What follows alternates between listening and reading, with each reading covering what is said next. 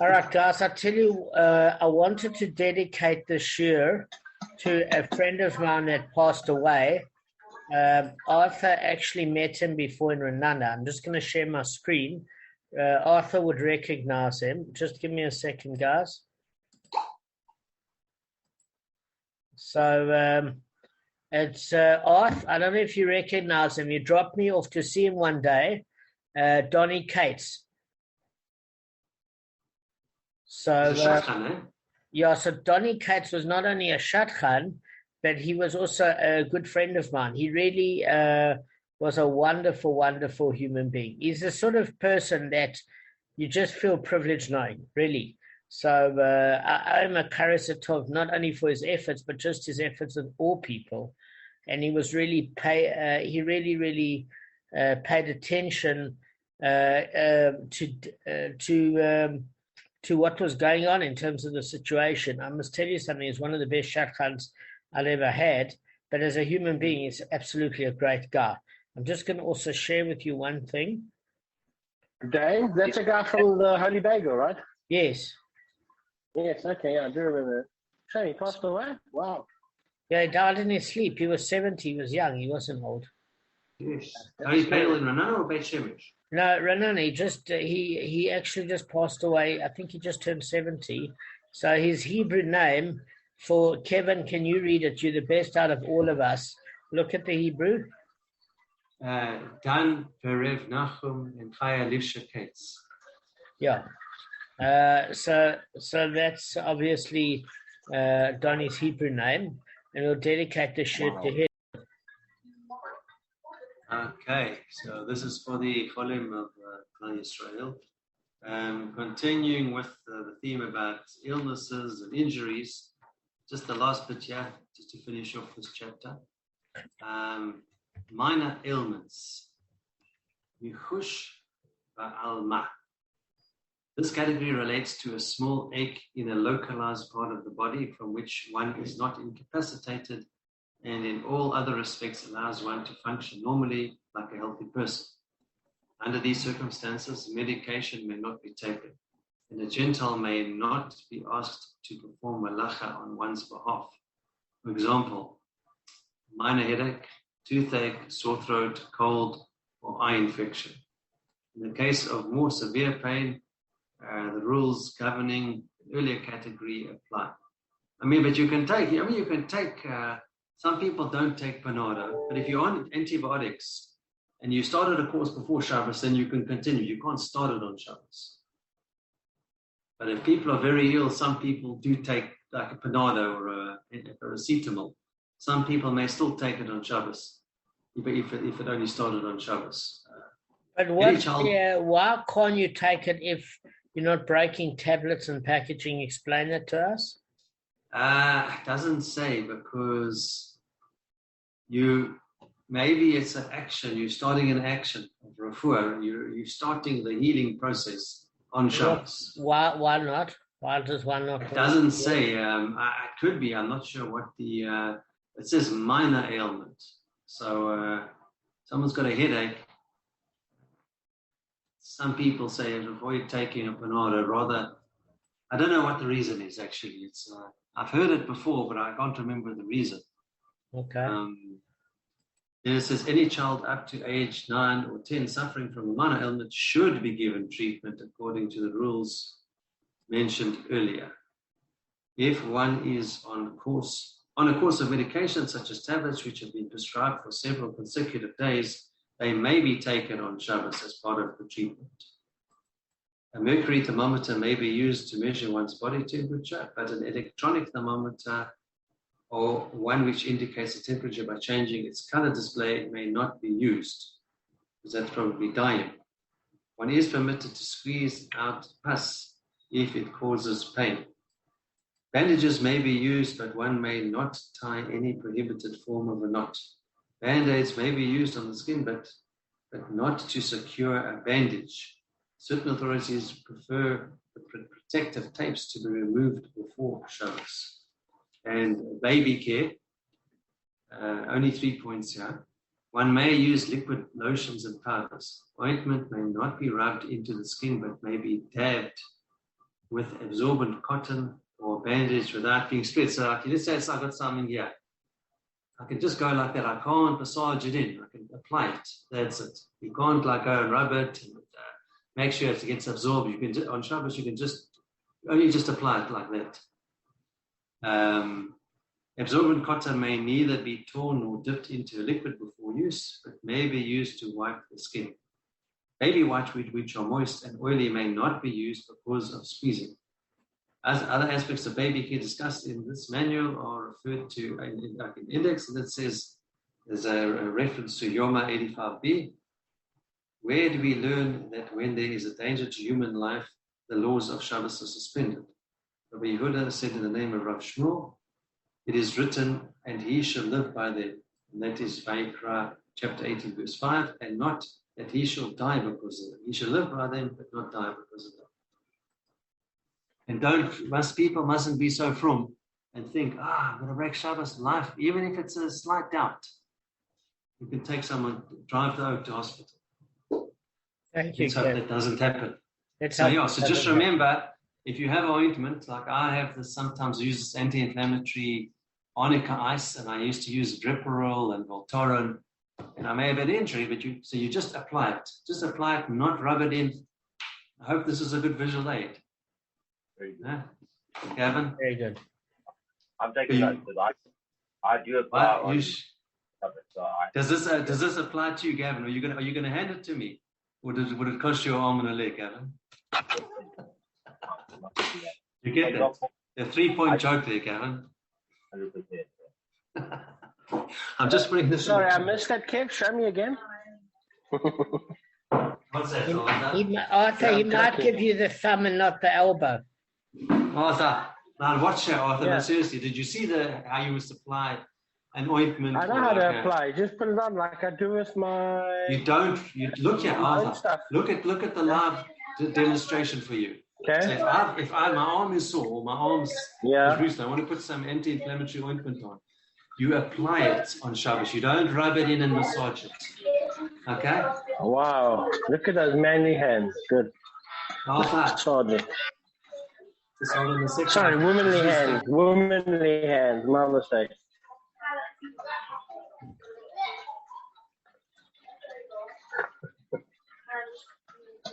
Sorry about that. Okay, let's go weiter. Gavin, do you know how to go weiter? No, what's that? It's not brushing your teeth so your teeth get weiter. It means mit lehit kadem, to proceed in Yiddish. You know, kodem? Kodem means before or proceed. So lehit kadem or mit kadem is proceed. Okay. Like Kadima. Move forward. I don't know what kadima means. Is kadima, or does kadima mean? Kadima means to go forward. Yeah, go like forward, proceed. yeah. It comes from mit kadem. Yeah. Lehit kadem. No, it's a joke. You know, Okay, guys, I'll tell you exactly where we are. Arthur had a good point. We're at 51a4. 51a4. And where are we going? Hopefully to make some good progress. All right. So what we're doing now is we're starting a new exposition. Okay. Let's see where we... the rabbi's source so far teaches us that only when two men combine to dig a pit, one of them is exclusively liable. But because remember we learned that passage, guys, the phrase, and a man will dig, and a man shall uncover. The singular of the word man, a man, and not men, M-E-N, is implicating the fact that it uses the word ish, that you're saying that there's only a single responsibility of one of the partners. It's not that they're both responsible, unless both of them do the 10 tafach dig together by removing something to create that hole. But generally, if there's one party that creates the initial and the last one continues, the last one is liable. So far the rabbis have taught us that when two men combine their activity to dig a pit, one of them is exclusively liable, but it doesn't indicate which of the diggers this is. The Gemara therefore asks, and on what basis do the rabbis assume that the verse means to make the last one exclusively liable?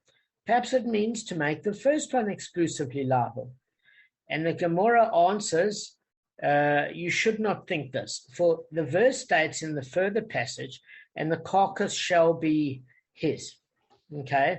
What do we mean, and the carcass shall be his? So we learned the fact that there were two sorts of ways that one would be responsible for payment.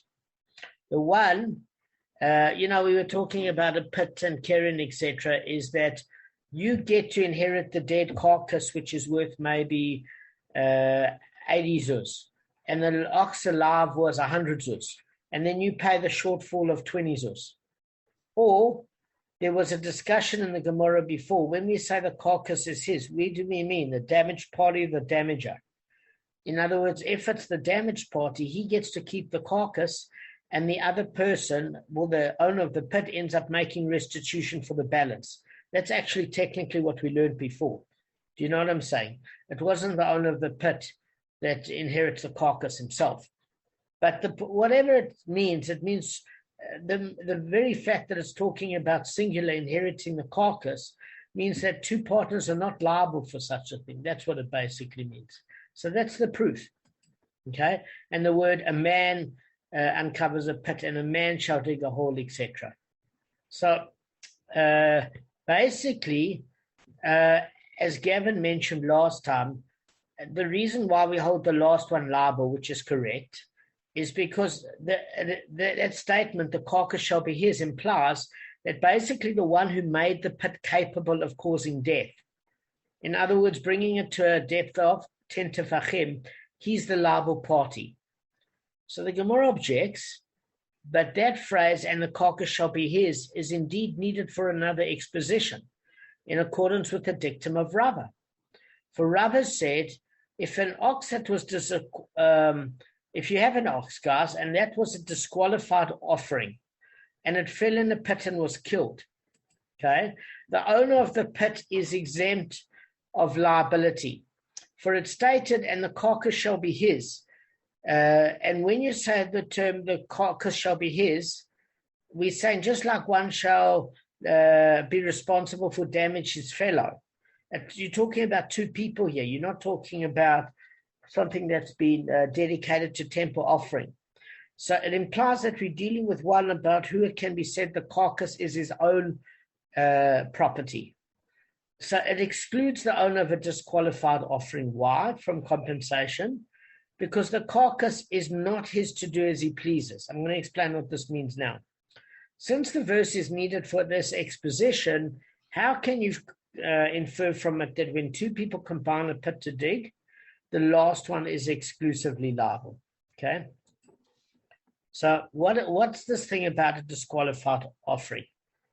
So basically, there's two different types of offering. You've got a bechor. Kevin, for the Hebrew amongst us, what does bechor mean? You know. The firstborn, the first of the correct. Of the flock, the first of the offspring. Correct. So the first of the offspring has to actually be used as a korban and sacrificed, but it has to do that only if it is in a perfect state. In other words, if it develops a blemish that can disqualify it.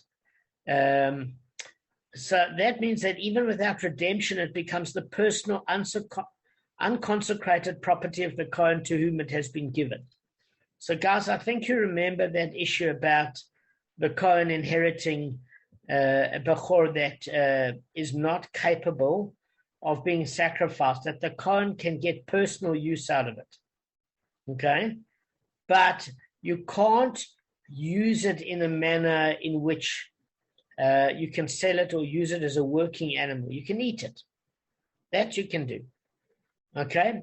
Then when you've got something that you've consecrated as an offering, but then it developed a blemish that disqualified it from being sacrificed. In other words, it's anything that you've decided to be consecrated as an offering that's in a physically beautiful specimen. The minute it develops a blemish, it disqualifies it as a sacrifice, and it needs to be redeemed. Okay? So, like say, for example, with the bechor, a blemish bechor doesn't have to be redeemed. Why? Because its sanctity is automatically lifted when it is disqualified. That's according to Rashi. It's only something that you elect to be sacrificed that would need to be redeemed if it develops some sort of blemish. So what we're saying here is basically if the ox was still consecrated, it goes without saying that the owner of the pit is exempt. Guys, why would the owner of the pit be exempt if it was still consecrated? Because it belongs to the temple. Correct. Excellent, Kevin. Because when you discuss a person's liability to pay for the animal that is ox gauze, like when we discussed an issue of Keren, the Torah states that the damage must have to be inflicted upon his fellow's ox. It uses the word his fellow's ox. Where was that, guys? It was in Shmot in the chapter 21. I think it was verse 35. Okay? And it excluded an ox owned by the Most High. That's how it was put. Right? So, which means that's not a chiddush. We know that. But what is a chiddush here? Is that if you have a look and you say, this case, our ox is no longer consecrated, right? Because if it had been gored or damaged or whatever, the gorer would be liable because it's considered his fellow's ox. Why is it known as fellow's ox? Because it's developed a blemish. So if a blemish bechor has been redeemed, it belongs to the Kohen. And basically it's his property. But that's why Rava says you need a special verse, because in the case of the damage through like a boar, the Torah excludes the digger from liability even for damage of a previously consecrated animal. In terms of why that is, well, it's an interesting point. Basically, how do I put this? It states in Deuteronomy chapter 12, verse 15, okay, that even after a disqualified offering has had its sanctity lifted through redemption, it's a special process, there's still certain restrictions on its use. What are those restrictions? Well, the Torah gives the statement in Deuteronomy chapter 12, verse 15, that animals that fall into that category, right, that have been lifted through redemption but are disqualified as an offering, you can slaughter them, you can eat their meat, but that's the only thing you can do with them. You can't use them for another purpose. In other words, you can't use them if it's a cow to milk, you can't feed their meat to the dogs, you can't shear it, you can't use it as a work animal. That's in Bechoros, in the 15th daf. So now, basically, that the verses in the carcass shall be his implies compensation for damage only when it becomes useful. If it says, Kevin, it needs to be used by his fellow, it means his fellow can use it for whatever purpose he needs it for. If he's limited in terms of purpose, even though it's been redeemed and he can use it, because if it has not been redeemed, he can't make any use of it. Does that make sense? If it's a bechor, it goes to the Kohen automatically. But the Kohen itself can't do anything unless the sanctity is lifted off, and even then you can only eat it. Okay, so therefore, it's considered utterly worthless in this case. Why? Because if it falls, how can you eat it? Why can't you eat it, Kevin? Because if it falls, because it's going to be a trophy. Exactly, and what does that mean for the rest of the guys? It means it's not even fit for the dog. But yeah, you can't even give it to the Chinese restaurant down the road. Yeah, so what it basically means is that it's that you can't use it. Yeah, well, it's not, Arthur, I want to just distinguish one thing with you. You don't have to answer. But when we say it's not fit for the dog, we're talking about when it is the consecration has been lifted, but it didn't have its sanctity. But the traffic. Yeah, you can eat it, but you can't give it to the dog. I know. No, yes, but this is a different issue. Even if you've got your own animal and it falls, and it falls, and it hasn't had a proper shechting, in other words, it died from the impact of the fall, you can't use its meat. Now, in an animal, when you can use it as a workhorse or use it for something else, like sell it, in that particular, to a non-Jew or feed it to the dogs or something like that, you can get compensation because you can use it for other things. But the key here is because the only thing you can use a redeemed bechor for, redeemed consecrated animal, or bechor which immediately becomes redeemed on a blemish, you can only use it for eating. And since when it dies, unnaturally you can't shecht it and you can't eat it, you don't deserve compensation for it because it still has that previous exposition by Rava, which says you can't get benefit. We would have thought, had it been redeemed from consecration, it becomes back the ox of his fellow. But since it still has certain restrictions, his fellow can't really make use of it. Does that make sense? So in a way, you kind of lose ownership. Absolutely.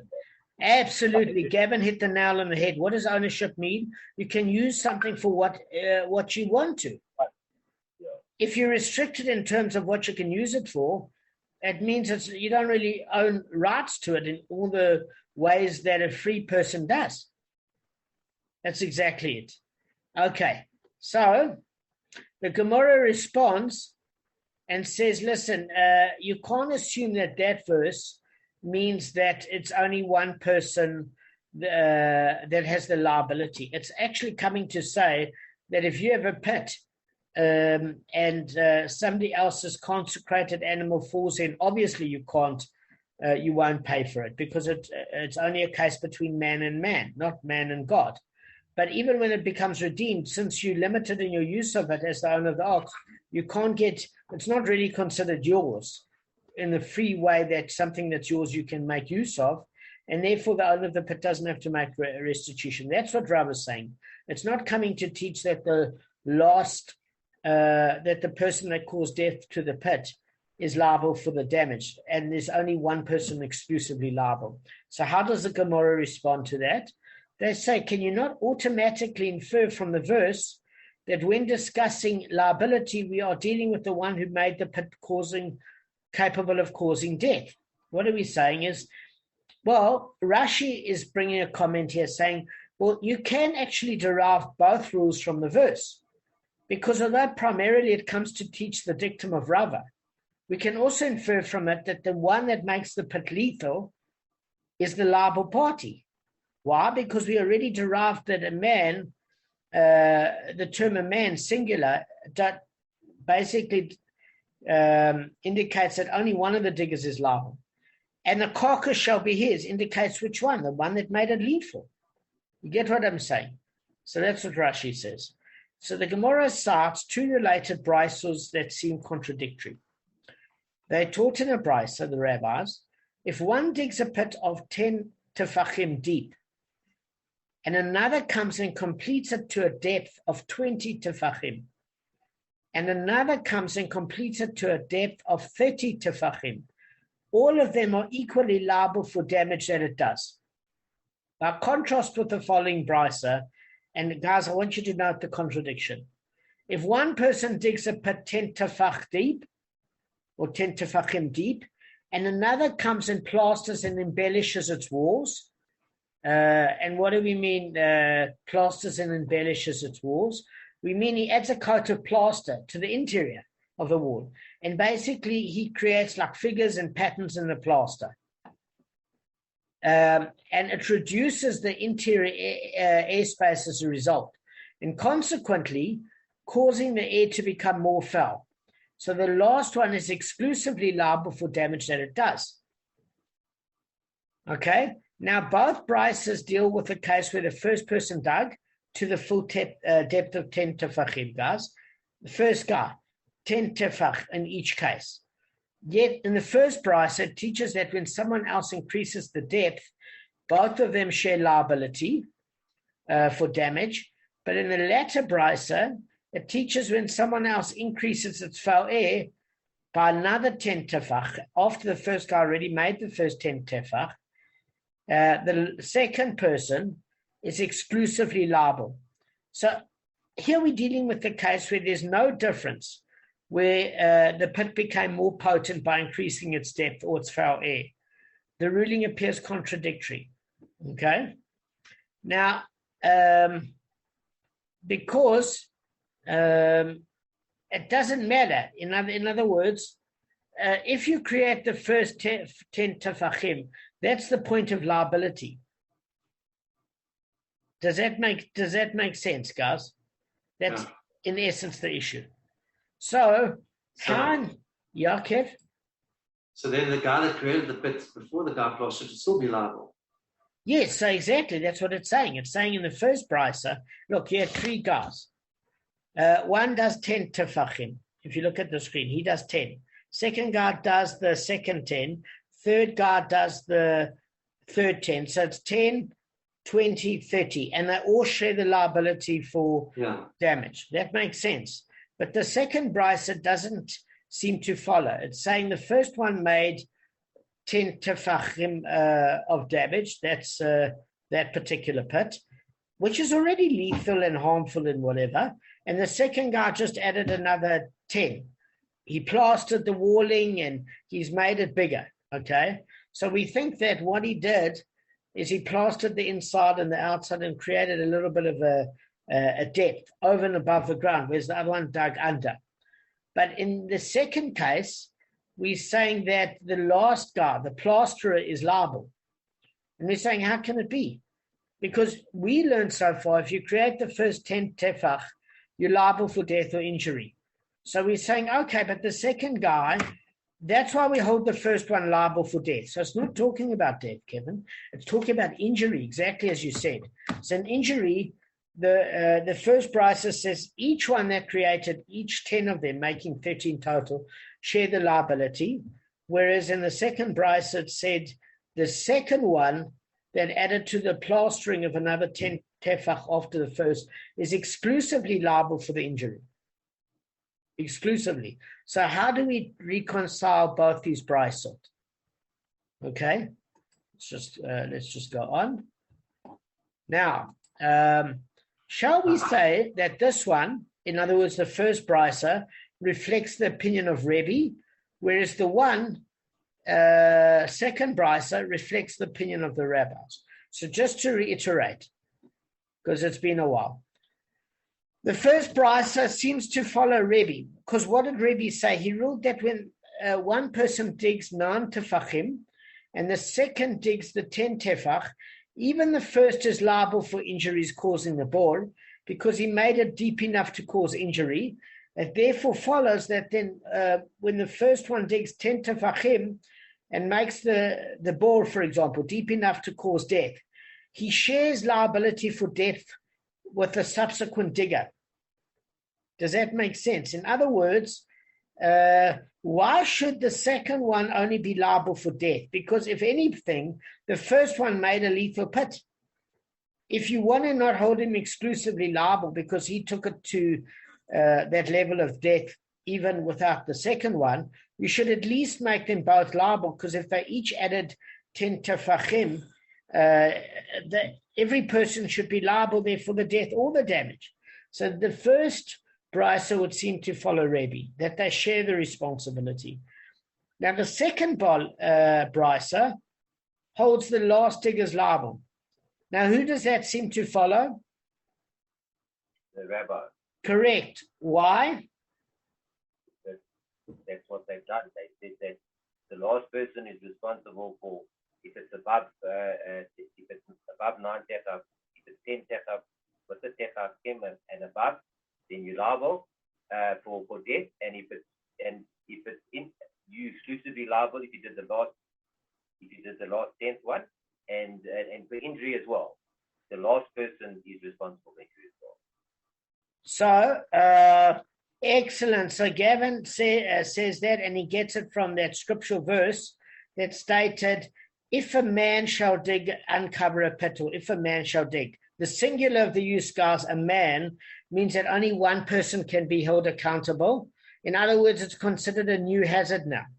And then the one that actually finished it off is the one that made it lethal. He's liable, okay, and is held accountable for the damage by the board.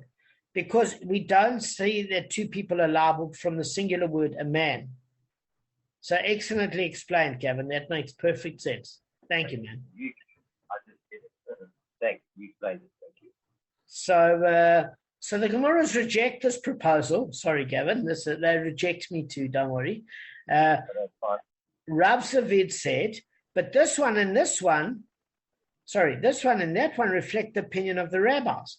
In other words, the first brisa and the second brisa both reflect the opinion of the rabbis. Why? Because so far the rabbis did not say that when two people combine to dig a pit, the last one is exclusively liable, except in a case where the first one did not make it the measure that's sufficient to cause death. In other words, he didn't dig any more than 9 tefachim, and the second one completed it to the lethal depth of 10 tefachim.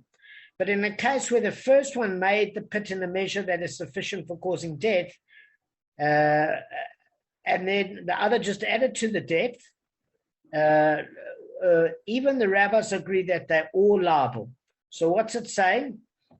Is that the rabbis don't base their opinion solely on if a man shall dig, the singular of the word man. Because that verse doesn't indicate which person is liable and which one is exempt. So they derive in the singular of one person being responsible in the case of two diggers when one of them is exempt. And when we say that the carcass shall be his, we mean that's the one that's responsible because he made it lethal. But if the first guy only made it 9 and the second one 10, in other words, the lethal but the last digger is liable generally. But in this case, the first one made it lethal.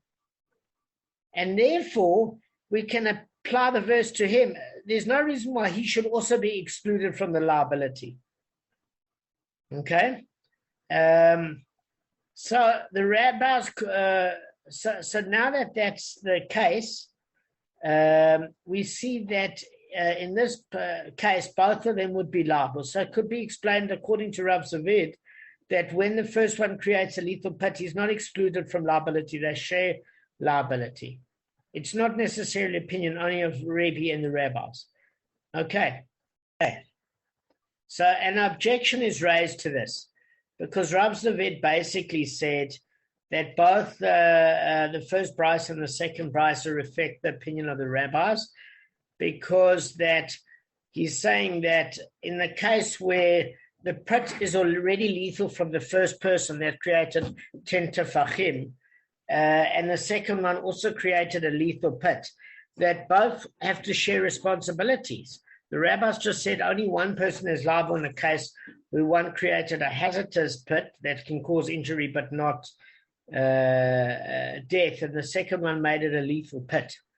And then Rav Zavid said on this particular example that all the rabbis agree that they are that both the diggers are liable. So an objection is raised, but the latter brisa deals with the case in which the second person merely plasters and embellishes an existing pit of 10 tefachim.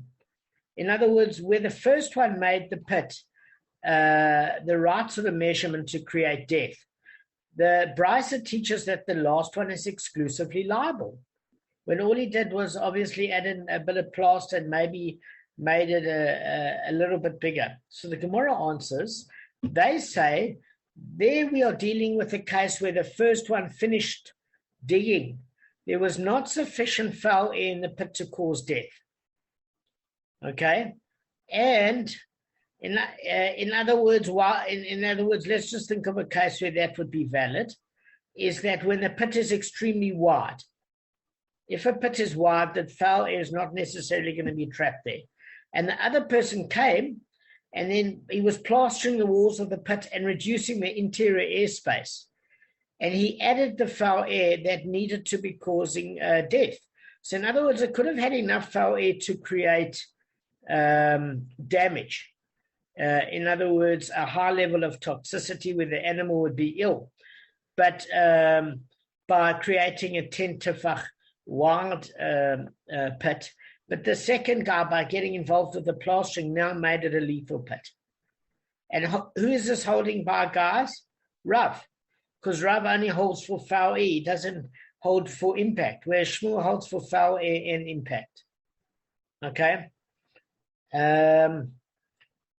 So, in other words, in essence, this is analogous to a case where one person digs a pit of less than 10 tefachim and another completes it to the depth of 10 tefachim. You can think of it in those terms.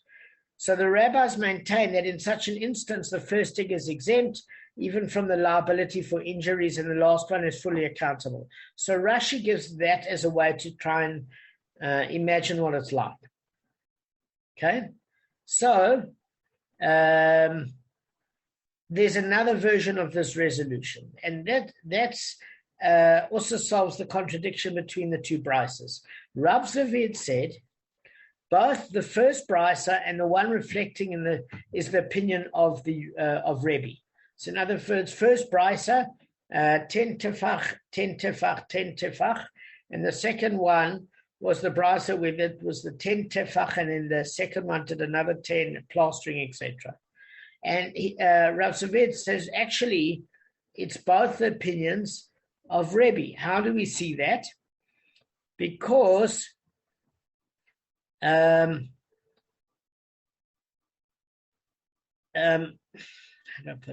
do I put it like this? Is that let me just explain it simply. Is that basically the first brisa teaches that all the diggers are liable. That's easy to understand. Why? Because each one created a lethal pit at 10 tefachim deep.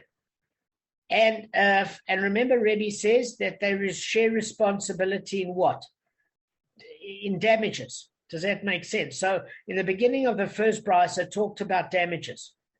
And for the latter brisa, which teaches that the last one is exclusively liable, it refers to a case in which the first one digging, there wasn't any foul air in the pit, neither to cause death nor to cause injury. And the other person came in by plastering the walls and reducing its inner airspace, he added to the foul air that needed to cause both death and injury.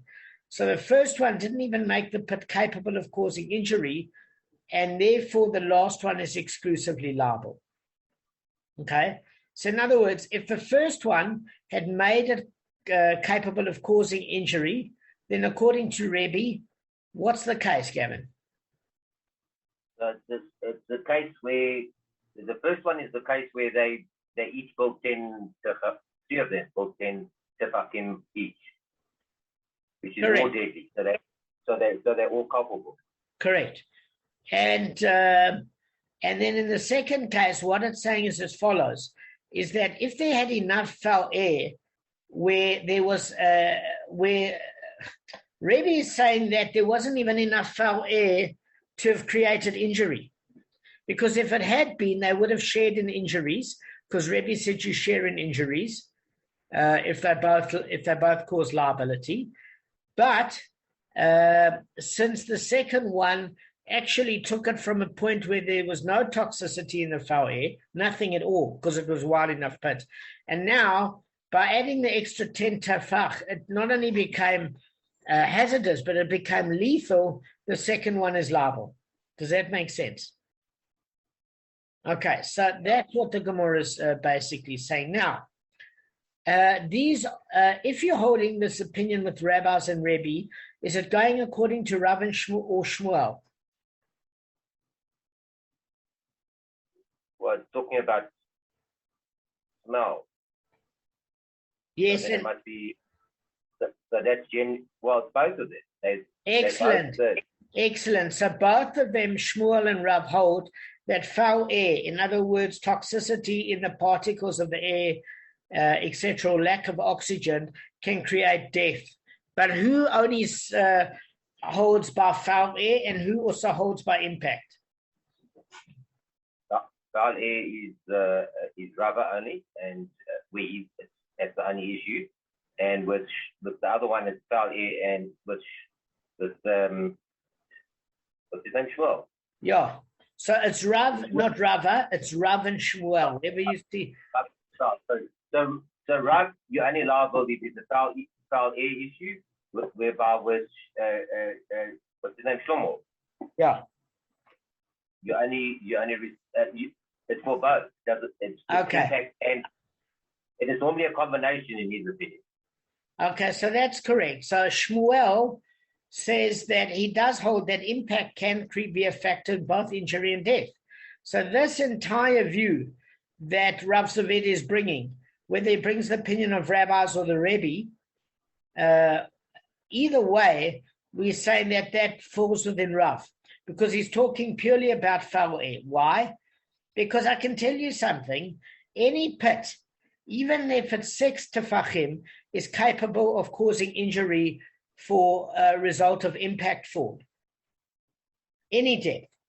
And then the death part is if it's 10 tefach or more, it's likely to cause death.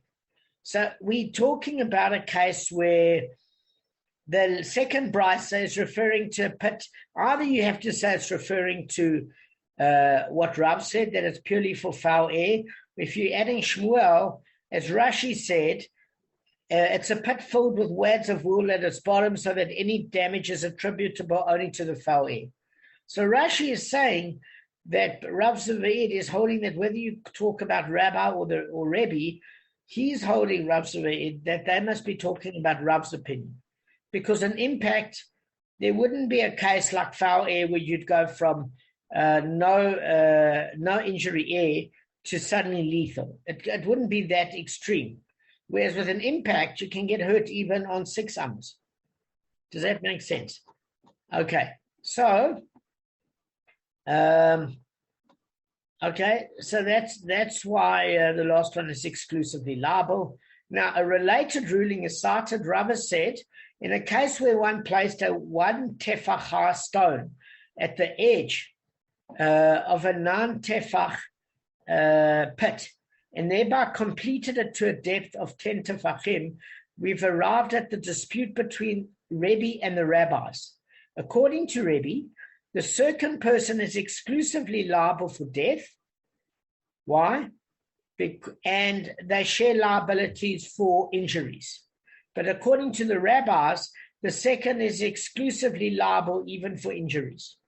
Because as we know, the rabbis only hold one person accountable. So whether it's injuries or death, the last one's liable. But Rebbe is saying that the last one is liable because he made it a lethal pit. But for injury, they both share the liability.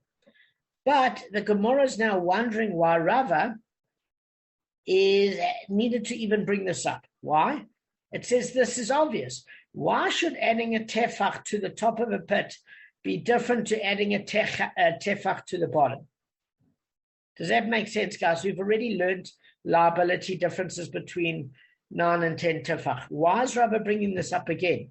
And what's the difference if you add a tefach by digging out the soil at the bottom or adding it at the top with more bricks? The Gemara responds, you might have said that it's only when one adds a tefach at the bottom that you're liable because his foul air is the deepest part of the pit, and that kills the animal that falls in. But when you add a tefach to the top, where it's not the foul air that kills the animal, I can say that he's not liable according to either Rebbe or the rabbis. In other words, you can argue that the second person should be exempt since he merely made it just more difficult for the fumes to escape from the pit.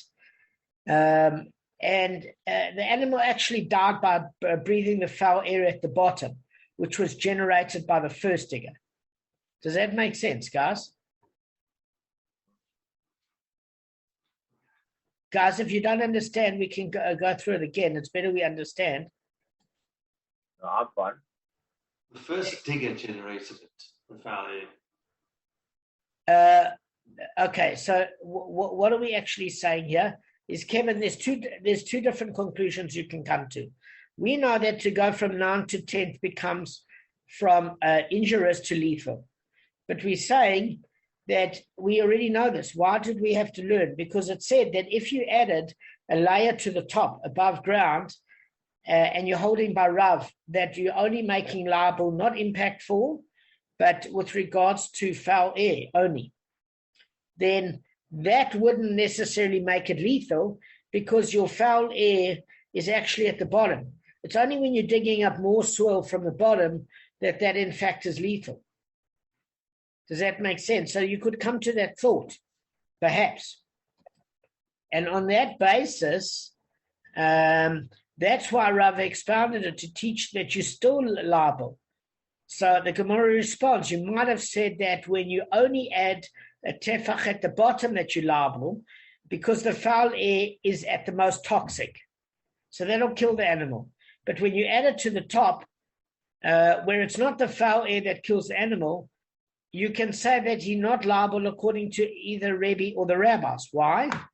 Because the first person created the injurious pit, and therefore he would pay. And if, for example, there's some sort of lethalness the last person isn't liable either from that standpoint, because he didn't add anything. Does that make sense? So Rava now teaches us that both Rebbe and the rabbis held him liable even in this case, even according to their respective opinions. So what's that case? So Rava refers to a case where the second person didn't only place one stone at the lip of the pit. He made a rim of stones, one tefach high around the top of the pit. It's not talking about a single brick. So what happens is he increased its depth to 10 tefachim. So then the air at the bottom doesn't have a chance to escape because it's just a whole tefach smoothly around. And therefore it's necessary to kill. Okay? Whereas... so they both then, according to Rav, according to Rebbe and the rabbis, according to Rebbe and the rabbis, the last person would be held liable. All right, guys, let's